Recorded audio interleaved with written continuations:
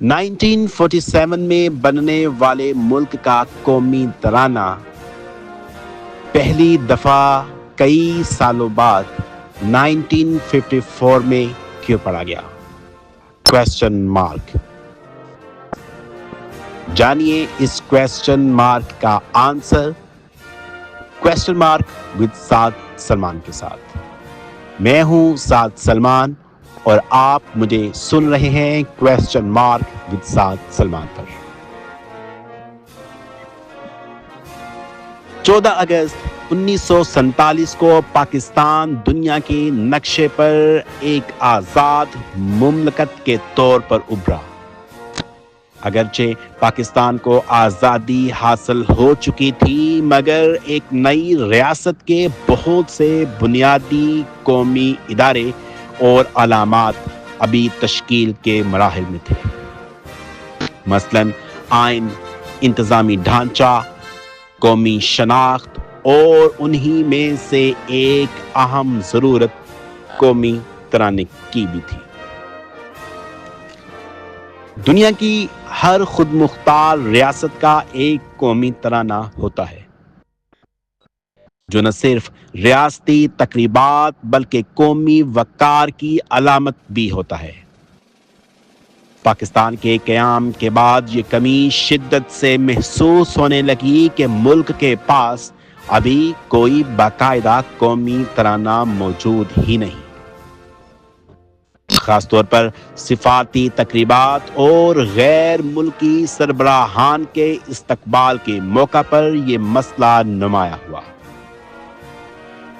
اسی ضرورت کو مد نظر رکھتے ہوئے 1948 میں نیشنل اینتھم کمیٹی قائم کی گئی۔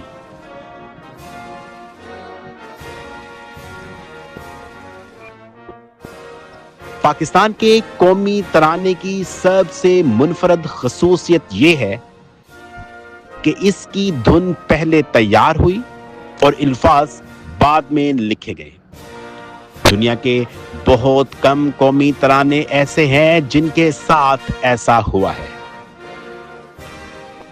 1949 میں ممتاز موسیقار احمد غلام علی چاگلا نے قومی ترانے کی دھن ترتیب دی۔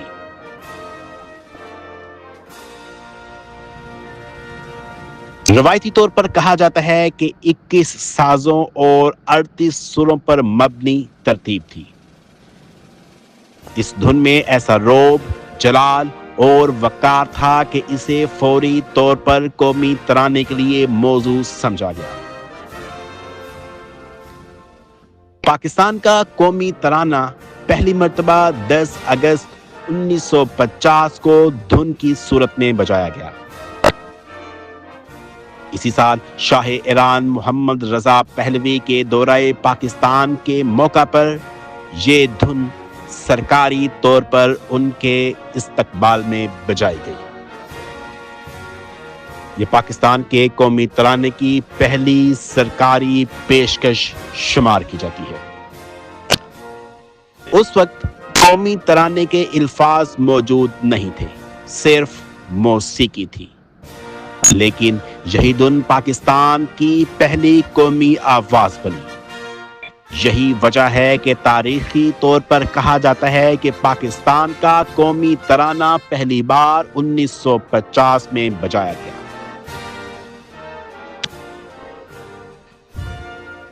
اب مسئلہ یہ تھا کہ دھن تیار ہو چکی تھی، لیکن قومی ترانے کے لیے ایسے اشعار کی تلاش جاری رہی جو پاکستان کے نظریے کی ترجمانی کرے، اسلامی روح کو ظاہر کریں، ادبی حسن رکھتے ہوں اور قومی وقار کے مطابق ہوں۔ تو اسی سلسلے میں 727 سے زیادہ تجاویز موصول ہوئی۔ کئی برسوں کے غور و فکر کے بعد ابو الاثر حفیظ جلندری کے لکھے ہوئے اشعار منتخب ہوئے۔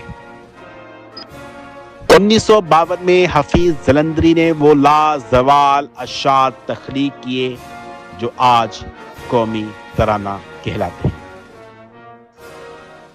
یہ ترانہ اردو زبان میں ہے مگر فارسی امیز اسلوب نے اسے غیر معمولی وقار دیا ہے۔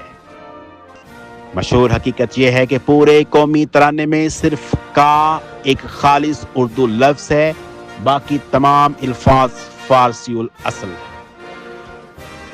یہی بات ہے، اسی بات نے اسے دنیا کے منفرد ترین قومی ترانوں میں شامل کیا ہے۔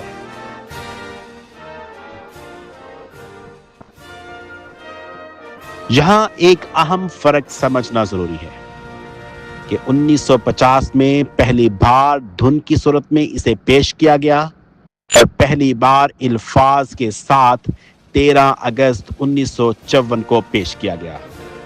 13 اگست 1954 کو ریڈیو پاکستان سے پہلی بار قومی ترانہ مکمل الفاظ کے ساتھ نشر ہوا۔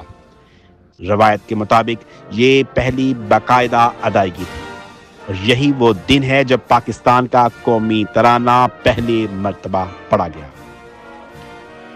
اس کے بعد 16 اگست 1954 کو حکومت پاکستان نے اسے باضابطہ طور پر قومی ترانے کی حیثیت دی۔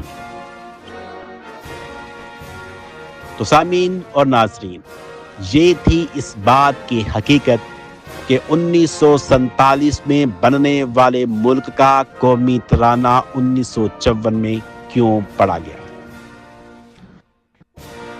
میں ہوں سعد سلمان اور آپ مجھے سن رہے ہیں کویسچن مارک ود سعد سلمان پر۔ ملتے ہیں اگلے ہفتے کسی اور کویسچن مارک کے ساتھ، تب تک مجھے اجازت دیجیے، اپنا خیال رکھیے گا، اللہ حافظ۔